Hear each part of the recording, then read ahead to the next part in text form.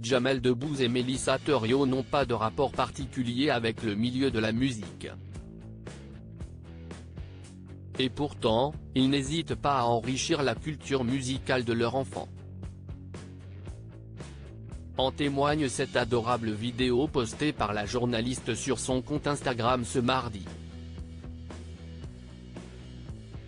En 2006, Diams sort un morceau intitulé La Boulette, qui figure sur son 3e album studio, Dans ma bulle. Le succès est immédiat. Aujourd'hui, le clip de ce tube totalise pas moins de 109 millions de vues sur YouTube. Cette chanson fait partie pour beaucoup de personnes comme l'une des plus marquantes du rap français. Si est notamment pour cette raison que certains parents font le choix de le faire écouter à leurs enfants. Comme Jamel Debbouze et Mélissa Thériault. 2024 Transmission toujours, les basiques restent, a écrit cette dernière ce mardi 2 janvier dans une story Instagram, en mentionnant l'artiste et en filmant sa fille Lila en train de reprendre les paroles en voiture. Une séquence sympathique, qui montre notamment à quel point la petite Lila a bien grandi.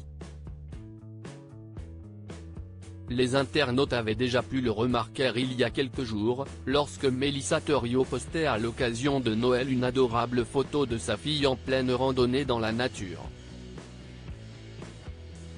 Mélissa Thériault et Jamel Debbouze, leur vie à Paris. Rappelons que Jamel Debbouze et la journaliste ont un autre enfant, Léon, né le 3 décembre 2008. Mais l'aîné a souhaité être très discret cette année, puisqu'il n'apparaît pas, pour l'heure, sur les réseaux sociaux de ses célèbres parents. En temps normal, la famille vit à Paris. Depuis quelque temps dans un appartement situé au 4e étage d'un immeuble de l'île Saint-Louis, comme le révélait Paris Match en 2015. Comme tout provincial qui a rêvé de Paris, je sais l'apprécier.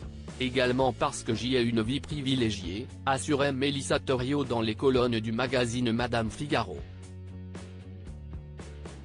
Ma vie est ici et, avec des enfants qui arrivent à l'adolescence et se réalisent dans le sport et les arts, Paris est une chance.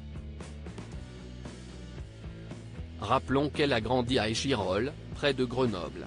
Mais qu'elle a aussi désormais des liens forts avec le Maroc, le pays d'origine de son célèbre mari. Elle s'est d'ailleurs rendue à Marrakech en octobre, pour retrouver sa belle famille, mais aussi pour aider comme elle le pouvait les habitants, ébranlés par un terrible séisme au mois de septembre. Un joli geste.